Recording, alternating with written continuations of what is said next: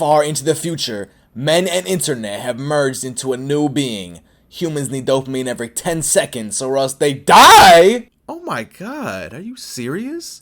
That's what this game starts with? Mullet MadJack is a fun game. It came out this past month, and honestly, it's one of the better indie games that I've played in years. So I wanted to talk about it.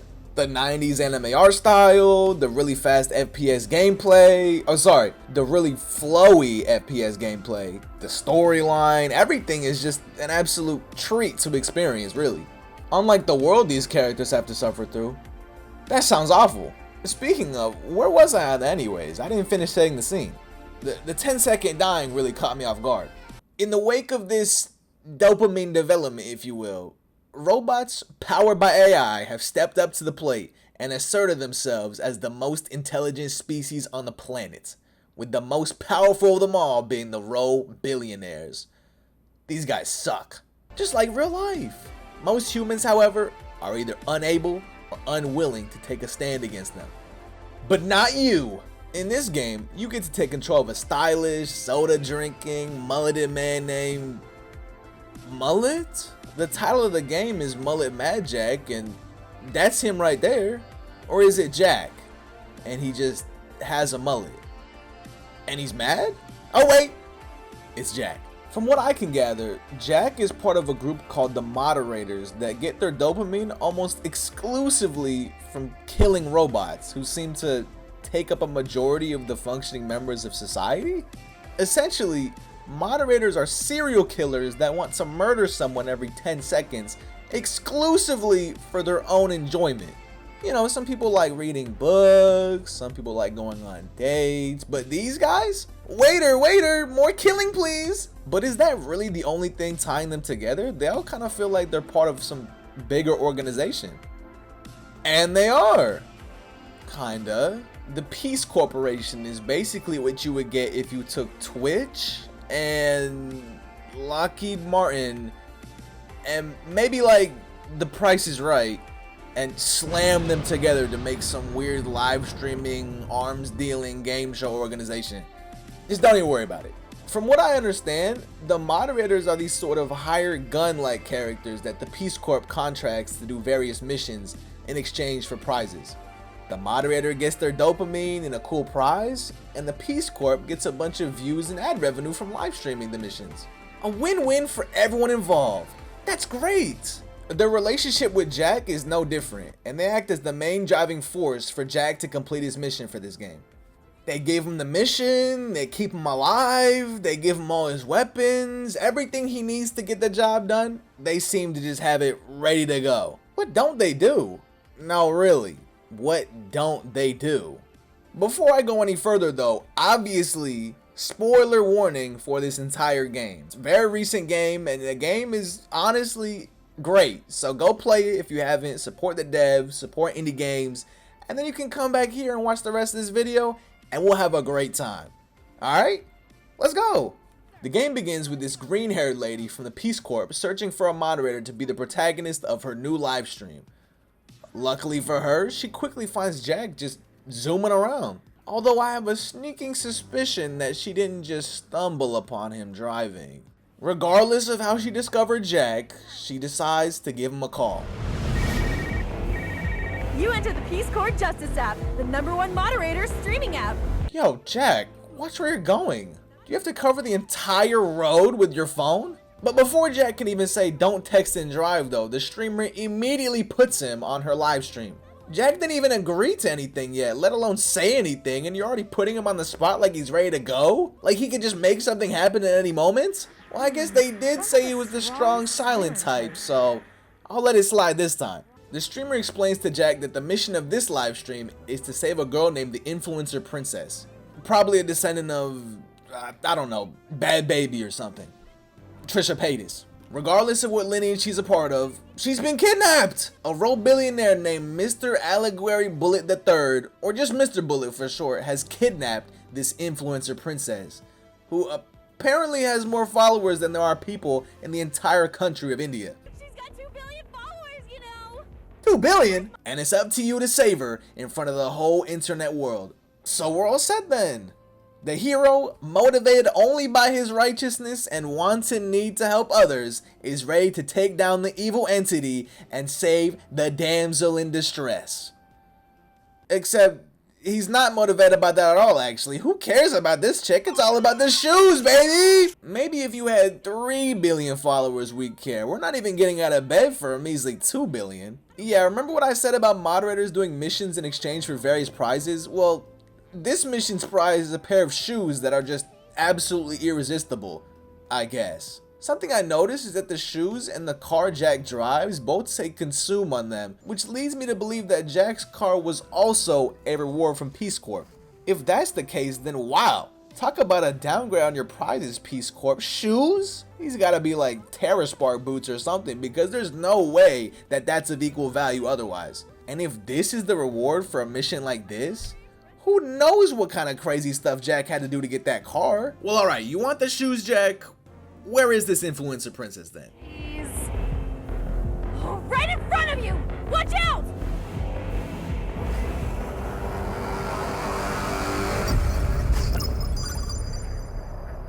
Wait, what? What is this road Jack is driving on?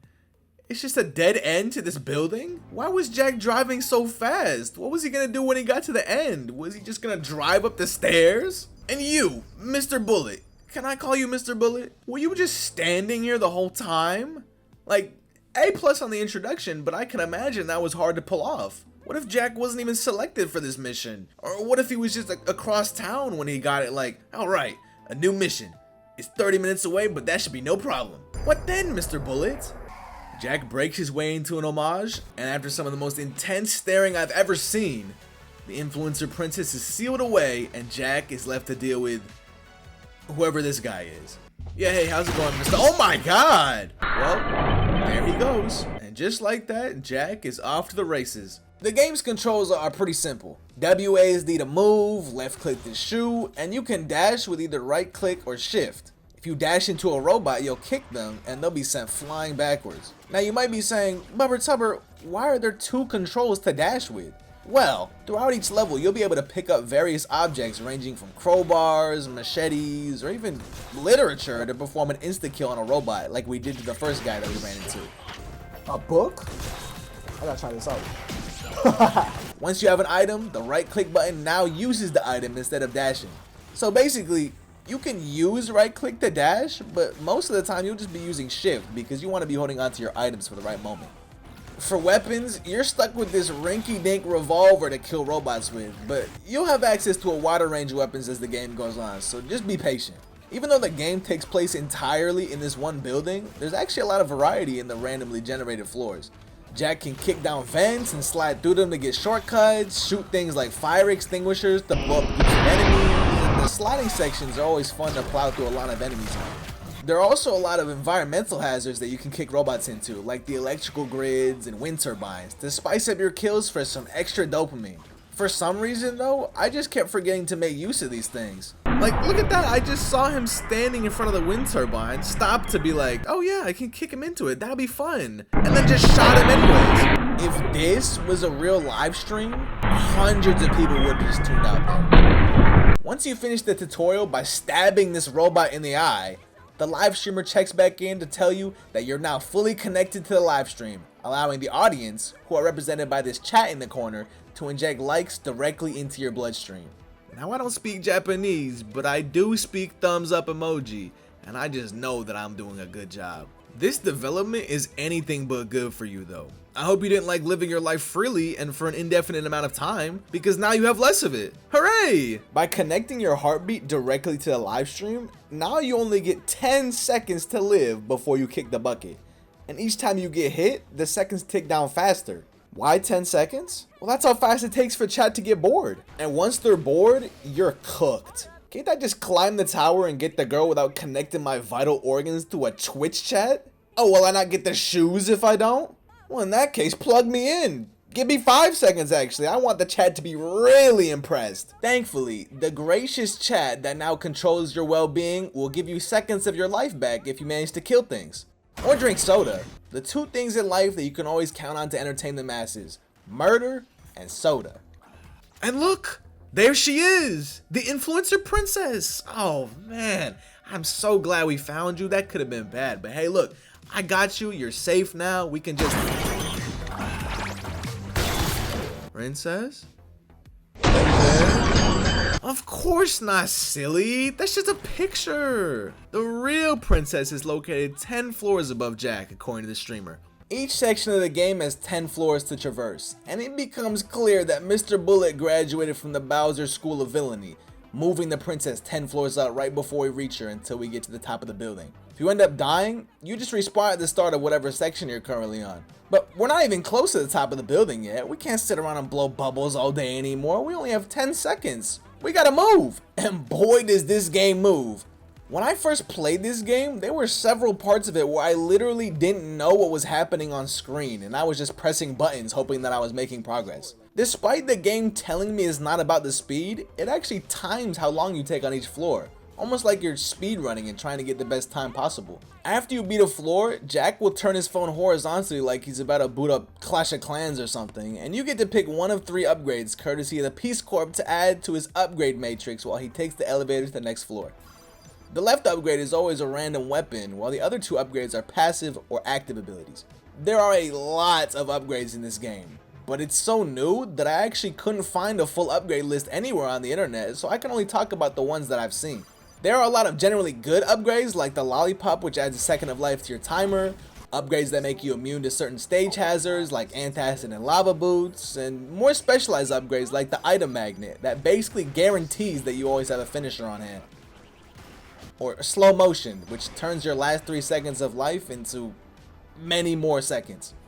My favorites though are the upgrades that change how the game is played, like Bulldozer, which allows you to run through enemies with a giant shield, or Akimbo Soda, which lets you shoot 2 guns at once. Who doesn't like that? Although entirely cosmetic, the Talking Pro Tag upgrade is also one of my favorites, which turns Jack, who only ever really gives a one-liner at the beginning of each floor, into someone that will just never shut up. I see myself in this upgrade actually. He also ends up giving a lot of solid advice when you pick this upgrade, and I found myself really reflecting on a lot of the things that he said when I first played it. Remember when that one episode of SpongeBob when Squidward was being an art teacher and he was like, repeat after me, I have no talent. I have no talent. Mr. Tentacles has all the talent. And it's like, sure, Mr. Tentacles might have had all the talent. However, it's like the show is called SpongeBob SquarePants. It's not called Squidward Tentacles. So you could argue that SpongeBob has had way more success in life than Squidward has, even though Squidward has all the talent. The worst upgrade is the exit marks. All it does is tell you where the exit of each floor is. And you might be saying, oh, BubberTubber, what's wrong with that? Usually, nothing. But here, every single floor is basically a straight line. There's no winding paths or labyrinth-like rooms or dead ends. Nothing. You can walk in a straight line and probably finish a majority of the floors that can be generated. Something happened in my second playthrough of the game that really certified this as maximum doo-doo. Like, comment, and subscribe. What was that? Did you see that?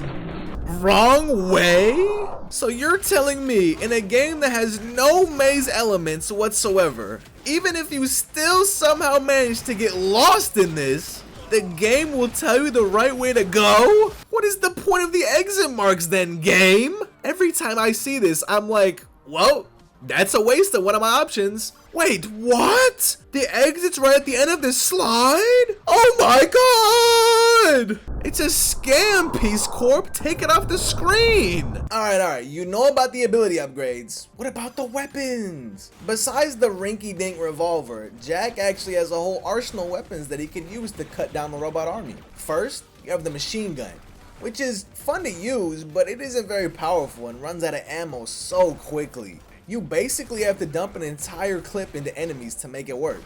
6 out of 10. Then there's the plasma rifle, which apparently is the best thing since sliced bread, but I don't see it. If you hold it down, it slows you down, and the damage that it does is pretty awful actually.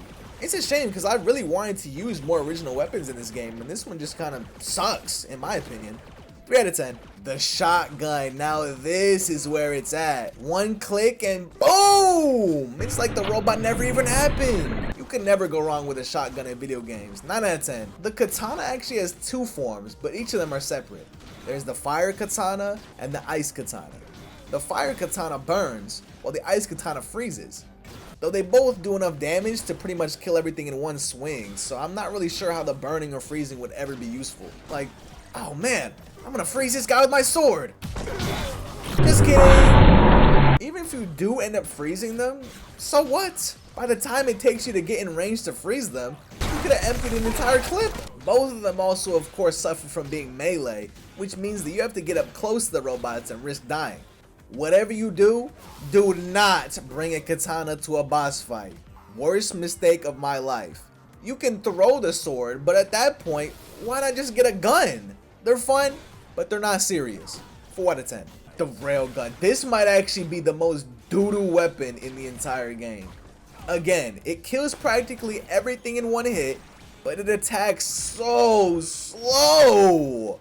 An entire room that I could clear with the machine gun or the shotgun in seconds turns into an excruciating 1-by-1 networking event with each robot.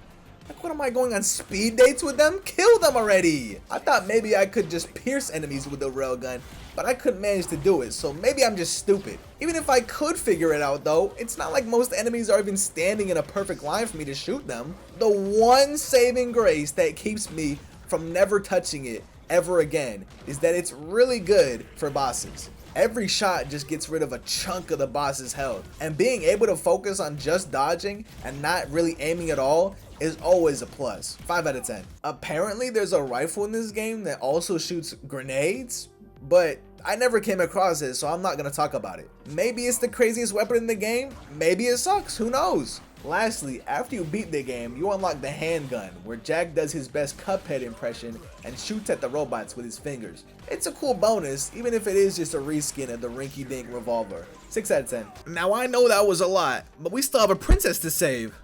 So where were we? After you make it to the 10th floor, the streamer tells you that the princess is nearby, but that there's some other presence that's interfering with the stream's connection. With all of her systems down, the streamer tells you that you're on your own for now. And now, instead of 10 seconds to live, you just live?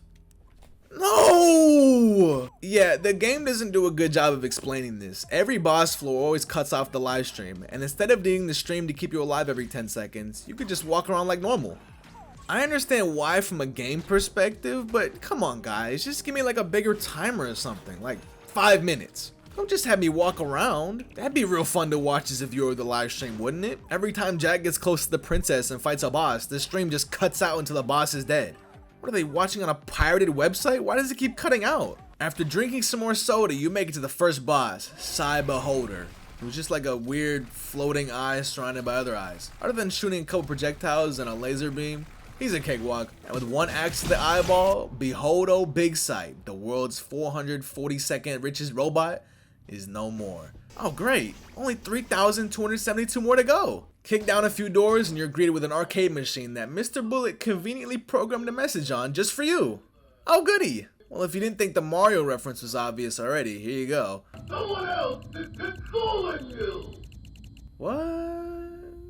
Don't you feel that sometimes you're not moving on your own? What do you mean, Mr. Bullet?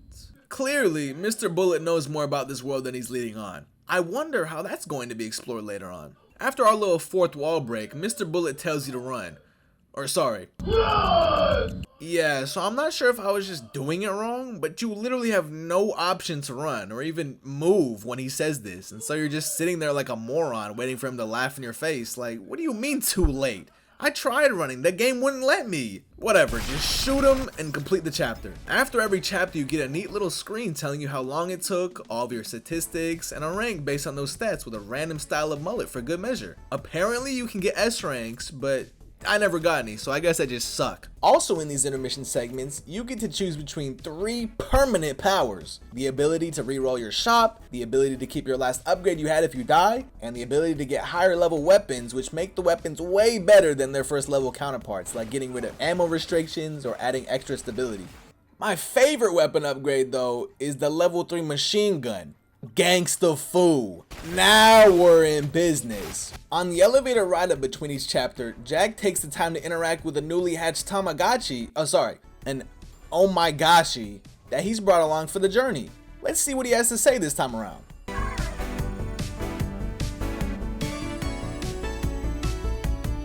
Well, that was pointless. Chapter 2 begins with you losing all of your upgrades from the last chapter. Oh man. Yep.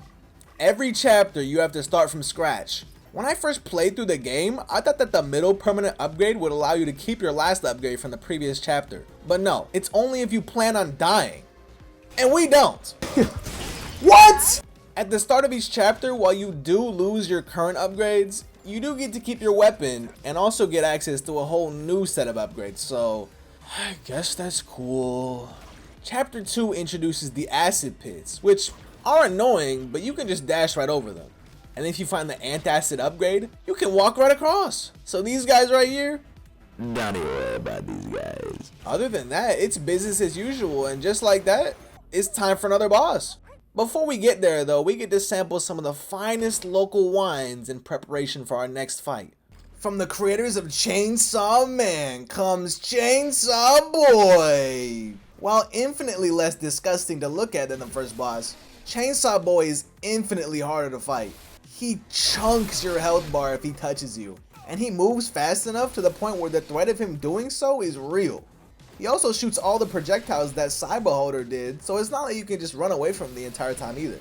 On top of all that, his arena is entirely surrounded by acid, so you're confined to this small ring. Unless you have antacid, of course, which at this point is practically cheating. You wish you could come out here, dude. I actually almost died to Chainsaw Boy on my second playthrough because I accidentally forgot that I still had the katana and had to try and fight him melee. Again, worst mistake of my life. I ended up just repeatedly throwing my sword at him to win, but it's safe to say I learned my lesson when it came to the katanas.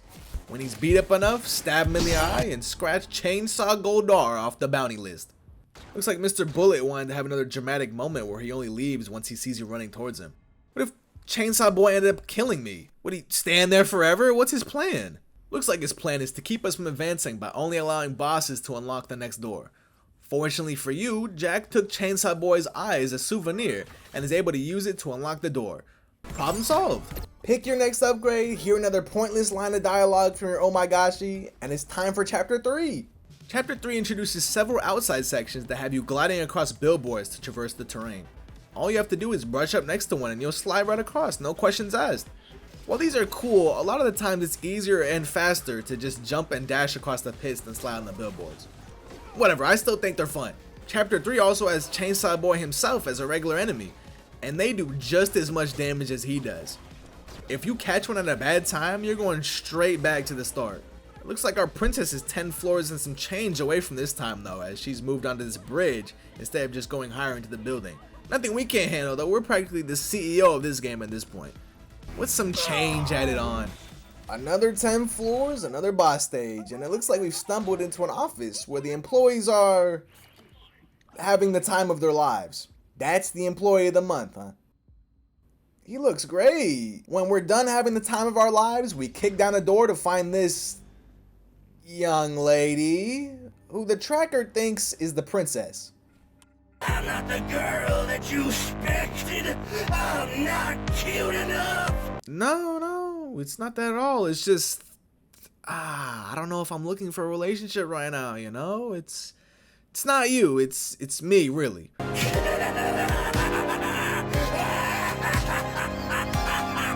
Okay, now you're just being weird, man. Thank you, Jack. But the lovely lady turns out to be a bomb the entire time! And despite Jack's best efforts to stare it away, the entire bridge explodes.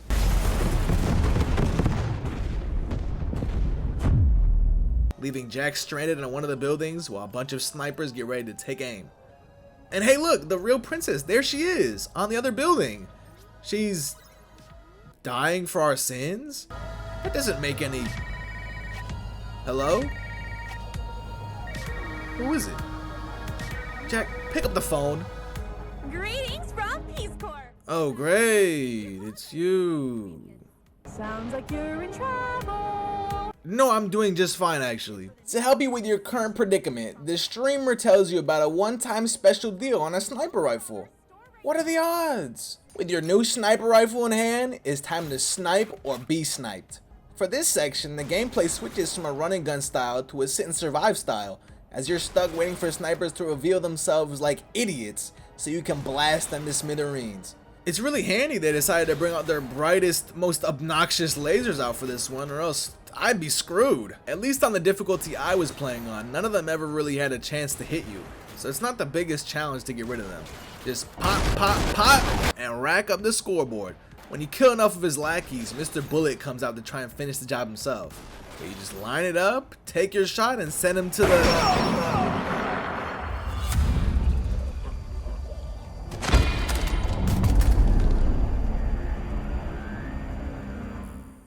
That's right, Jack just got quick scoped. And there's no fake out here, he dies. Jack is dead.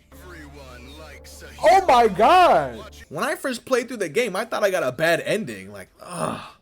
If only I was a bit faster in shooting, none of this would have happened. We barely even have time to think about what just happened though, before Mr. Bullet details what his entire plan has been about. So apparently Mr. Bullet kidnapped the influencer princess in order to use her virgin blood on various magical sigils in order to summon anything from them. And they're moving fast. Look how many sigils they're trying. Don't you want to wait a couple seconds after each sigil to see if it like needs to warm up or something? What if one of them does work and then it gets switched off before it can summon anything? Hey, I think this one's working. Oh, oops! I accidentally hit the button again. Hang on, I gotta flip through the other 32,000 first, boss, but don't worry, we'll be back there in no time. You're going a little too fast there, buddy. The threat is gone. Jack is dead. Wake up! Moderator! Please! Yeah, it's gonna be a little hard to do that when my head looks like a donut. Help me! Moderator! I'm trying, but I'm dead. I like how after we just see Jack's entire cranium explode, as soon as the chapter ends, you get the happy dun, dun, dun, dun, music again. Like, oh, I saw what happened to you back there. Yeah, that was awful. Dun, dun, dun, dun, dun, dun, dun. A+. After Jack's little headache, the streamer is forced to address the audience in the wake of his death, and they are not happy. The dream is dead. Scammed. Fraud. Imagine getting sniped on live and having the stream just be like, L sniper, he's washed. This guy even put a thumbs up before fraud. Like he liked that I failed. All of these people did. Thanks, Obama? Like a boss? Yeah, man, the way you got shot in the head there, like a boss! Unable to take the heat any longer, the streamer cuts to commercials where she'll likely begin searching for a new moderator to take on the mission. And Jack will fade away into obscurity as the man who almost saved the princess. We need the brain resurrection wizard! The what?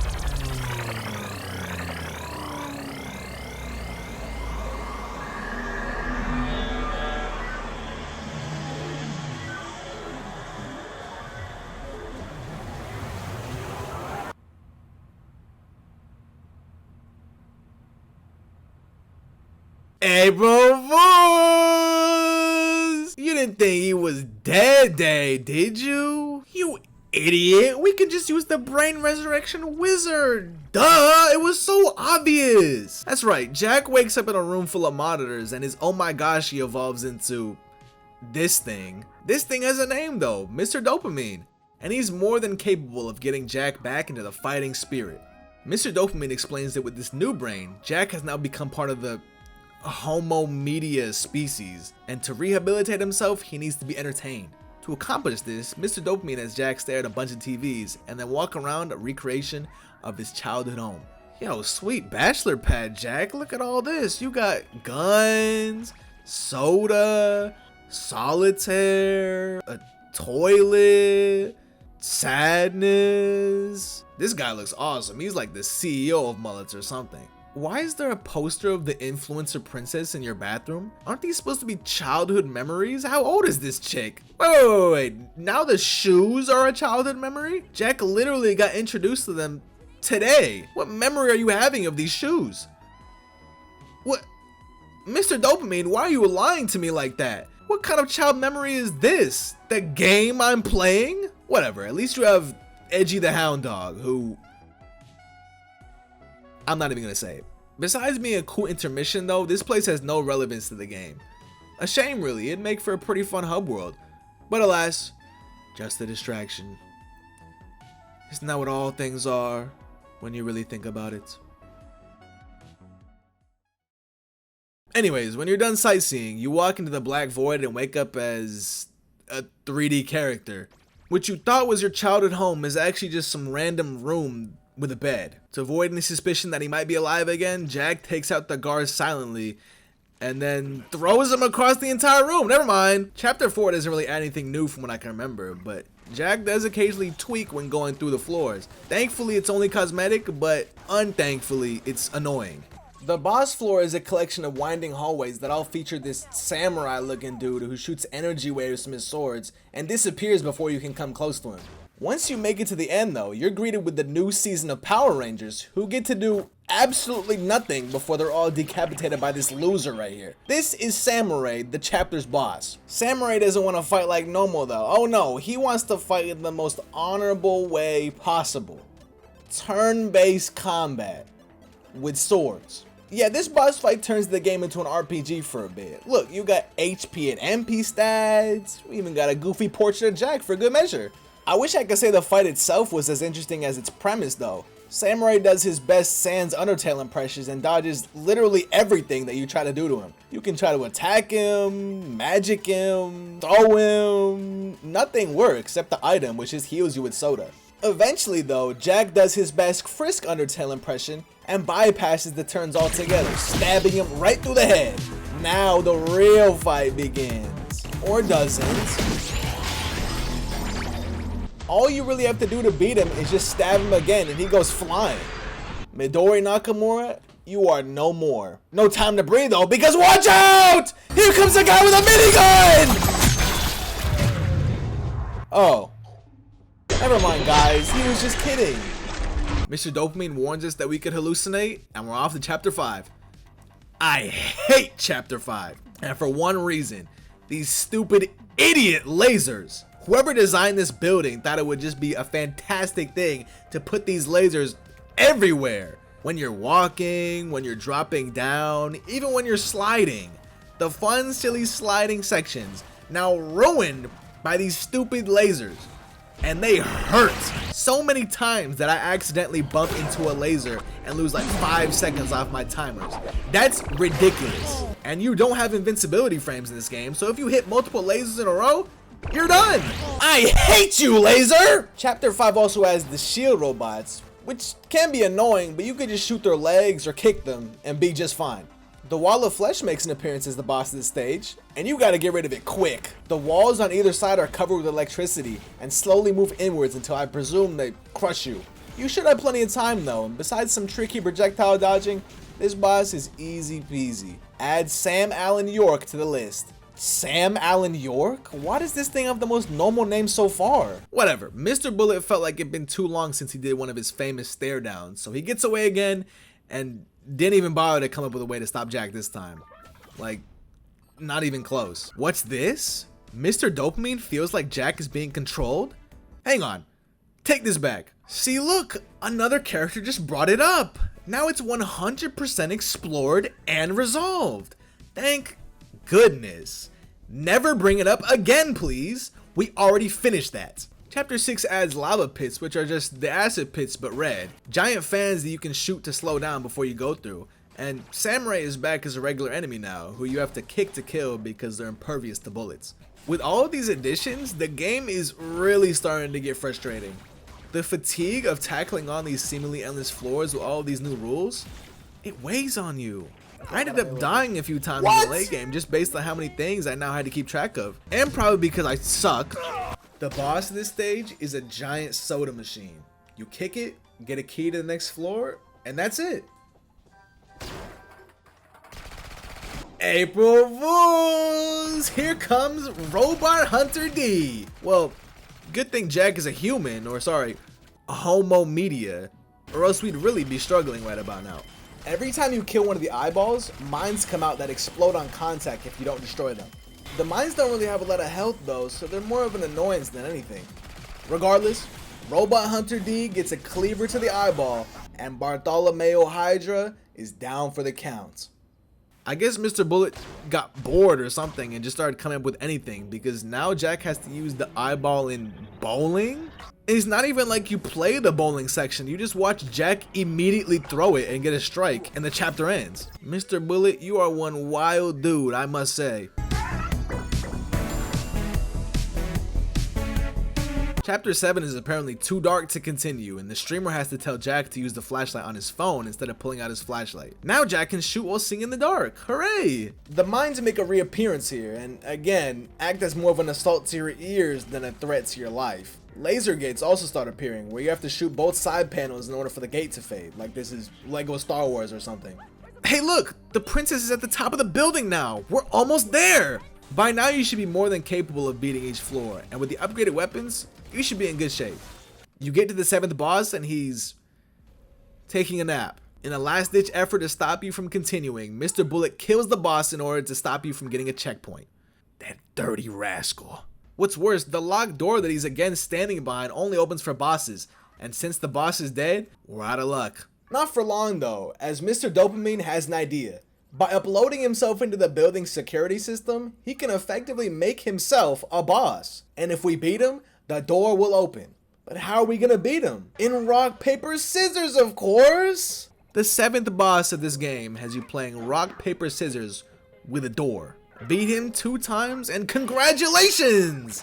You've won! Oh, what do I win? Well, I'll tell you. You win a fate worse than death. Death. Unfortunately, there's something that Mr. Dopamine didn't tell you before you started playing. Mr. Dopamine was not making it out of this fight alive. After beating him, Mr. Dopamine tells you that the security system has found out about his hack and was going to eliminate him after he lost in rock, paper, scissors. How could you do this to me, Mr. Dopamine? Ignore the fact that I forgot his name when I got to this point the first time.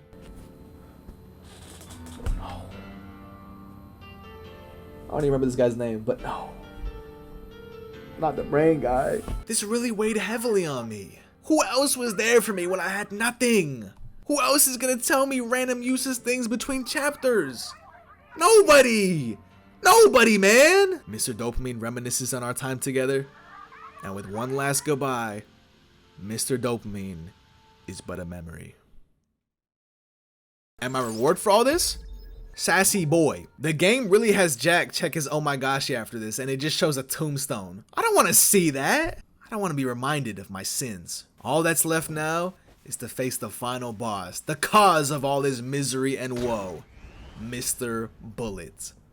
Standing in his signature pose at the top of the building, Mr. Bullet, oh Jesus! I'm sorry, man, I didn't mean it. I'll give up, I'll give up. Mr. Bullet explains that he succeeded in trying every sigil that he could find for his summoning ritual, but what he didn't succeed in was summoning anything, actually. He's a big failure. So I guess we can just call it quits. I rescue the princess, and you go home and think about what went. This means one thing now. Or you can do that. Mr. Bullet hops into his Megazord, and it's final boss time.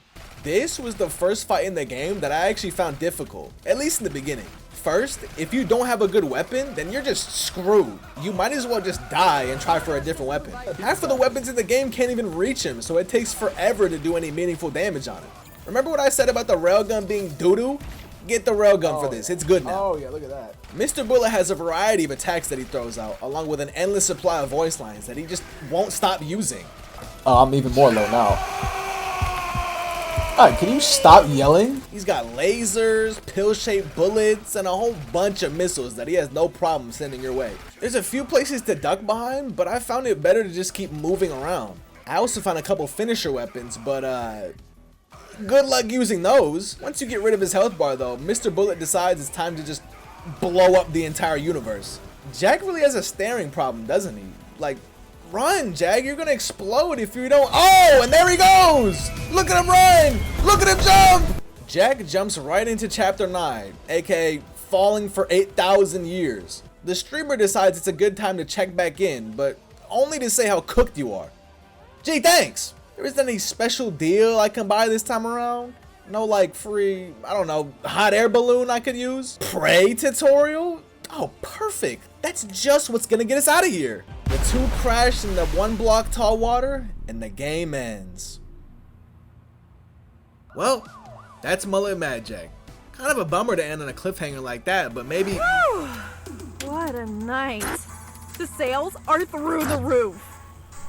Also, more violence will bring more likes.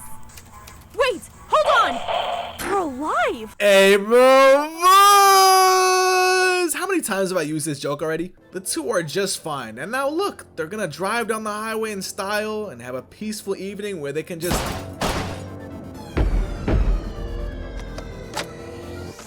Can I stop being cut off, please? So now we're driving down the highway and Influencer Princess is congratulating us on our shooting like she's Dora the Explorer. Awesome! Handing us random guns, like who gave you these? Oh yeah, we didn't even kill this guy, my mistake. Let me just remedy that real quick. Alright, we did it! Again?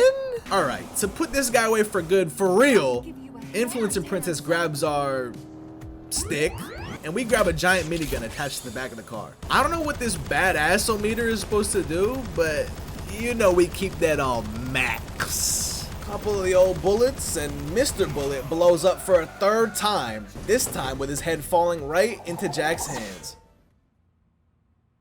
He gives his dying speech and then gets kicked into the horizon. The 4th richest billionaire scratched off the bounty list. The streamer is the first to congratulate us on murdering one of the most influential people in this world and tells us that we can pick up our shoes at the Peace Corp headquarters. Sweet! But we'll do that later because we've got a sunset to look at.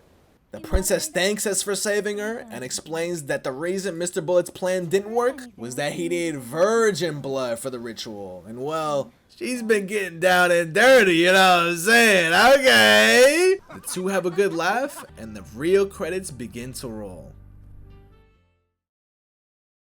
Hey, bro. What an experience this game was. I thoroughly enjoyed it both times I played through it, and I wouldn't be surprised if I played through it many more times in the future. The gameplay is fast-paced and interesting, the story is simple yet fun, and the aesthetic is just absolutely fantastic. Its aesthetic is so strong, in fact, that I think it could tussle with other indie games that have unique and distinct styles like Cuphead.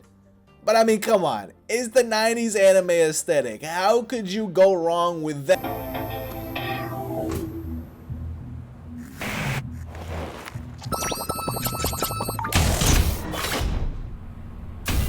Welcome to the Peace Corp headquarters. No, the game's credits have already rolled. The game is done. This does kind of make me wonder something though. The game never really was able to explain something that's been bothering me. How is this possible? You know, with the whole dopamine every 10 seconds or you die thing. I know I already brought up not experiencing any ill effects from being disconnected from the stream on boss floors, but what about the intro cutscene where he's just driving? And then he stares longingly into Influencer Princess's eyes like he actually cares about her. And of course, what about this? They're just sitting at the beach. What dopamine are they consuming from the internet there? Is the sun just a giant LED screen? Is beautiful sunset 10 hours just plastered all over it? Don't even get me started on what Influencer Princess has been up to this whole game. She's been getting like anti-dopamine just being tortured this whole game. Unless the need for dopamine every 10 seconds doesn't exist? So what could it be? How did the billionaires get into power anyways? By capitalizing off of this hyper-consumerist society they helped create, right? And who exactly has been facilitating hyper-consumerism even in this very game? The Peace Corporation, you son of a billionaire, you! But BubberTubber, the Peace Corp has you hunting down and killing billionaires. They even have a bounty list for them. They're leading the charge against the evil system. Oh yeah? Well, I think that the Peace Corp is pulling a real Sheev Palpatine on us in this game. And the billionaires are the droid army. This analogy is actually a lot easier to explain than I thought. I think that the billionaires were granted power or wealth or many eyeballs by the Peace Corp and set up as villains to be taken down by people like Jack. After all, what audience doesn't love seeing the common man take down the evil super rich and powerful? All the rich people eating and whatnot. I know it, you know it, and the Peace Corp knows it too. Billionaire debts are just the cost of business when your business is raking in this much cash off the backs of cool people like Jack. Ironically, Mr. Bullet seems to be the only one that speaks out against this dystopian society. Sure, he didn't have to stand like such an evil bad guy in the doorway like that, but was he right all along? Was he even the bad guy this whole time? Jack is hunting and killing a bunch of evil billionaires, but why is he doing any of that? Shoes and to keep his timer going. Two things entirely curated by the Peace Corp. The game repeatedly brings up the goal of the shoes, usually by Mr. Bullet, but the rest of the time it seems like it wants to showcase that the true goal is to save the influencer princess. Almost like there's an unreliable narrator in this story. And whose perspective are we seeing a majority of the game through? The Peace Corporation. They try their best to frame Jack as someone who is ultimately driven to save the princess out of the kindness of his heart. Like he would lay his own life down on the line just to save her, as only the best kinds of heroes that people would want to follow along with would act. But would he? In the ending cutscene at the beach, this man Jack is still on his phone. You have the girl right there, Jack. Instagram Reels can wait. And then after the cutscene, this man leaves his car and the princess to chase after the shoes again in endless mode. He's basically a gooner. Okay, maybe I shouldn't say that. He's heartless. He's soulless. Just like the robots. Jack is robots. The Peace Corp doesn't even seem fazed that one of the biggest influences in existence is kidnapped. They don't even seem fazed when they think that Jack and influencer princess die at the end. They could care less. All the streamer chick says is how business is booming because of what I did. The only time this streamer chick even seems to root for me at all is when the robot that is attempting to challenge the corruption succeeds in eliminating the biggest threat to that. Me! She even says that she hopes I get shot in the head more times because it's good for the ads. I hate you! All you need me for is for me to stop this bucket of boats from exposing your corruption so that you can get record numbers on your stream and sell AI merchandise, whatever that means. That is all. The Peace Corp saw us as an opportunity to kill two birds with one stone. Get rid of Mr. Bullets, the revolutionary, the one pawn that broke free from their control and is now rebelling against the corrupt system that he helped them make, and at the same time line their pockets to the brim with record streaming numbers, all under the guise of saving an innocent human life. And we took the bait. We took the bait, damn it! Everything I did, all the robots I killed, all the rocks and papers I scissored, killing Mr. Bullet and rescuing the princess, all it did was result in Peace Corp attaining record high sales. Yeah, sure, they lost a few billionaires, but look how many are left. Thousands! And not only that, to keep getting his dopamine fix, Jack signs up for an endless version of the mission he just went on. Come on, Jack, what are you doing? You have to start the endless mode after you beat the game too. It always starts right after you beat the game. You have no say in this matter. Yeah, you can pause it and quit, but it's too late. He already started, and Peace Corp already started profiting off him again. In this game, you are a pawn to a corporation that enables you at every step of the way. They lured you into their game, made you feel like you're on top of the world, and now you're stuck playing forever. You're hooked. The hooks, boyo, the hooks. No, Jack, why? Jack, why? Jack. Damn, this is the worst game ever to try to start making a YouTube channel with. Like, what am I supposed to say after that? Go watch another video? Look, guys, do what the evil people in the game want you to do. Click on the video, get more dopamine. Oh no. Am I Peace Corp? I'm looking good then. God damn! I want to make it clear that if you are watching this video, I value you way more than Peace Corp values the people they stream to. So thank you for watching. It means a lot when people see things that I make, so I appreciate you. Leave a like if you enjoyed the video, subscribe if you want to see more videos like it, and let me know what you think of the thumbnails. I'm trying something new, so we'll see if it pays off or if it blows up in my face. I stream every game I'm going to be talking about on this channel, on my Twitch channel, Bubber_Tubber, so if you wanted to see me play through a game live and get my thoughts on it and just have a good time, check me out on there. My question for you today is, if you saw two products in a store, one said best in town, the other said best around, which one are you buying? Let me know your answer in the comments. Other than that, thank you. Again, I'm going to keep making more of these, so stay tuned and don't let the Robillionaires bite you when you tuck yourself in for bed tonight.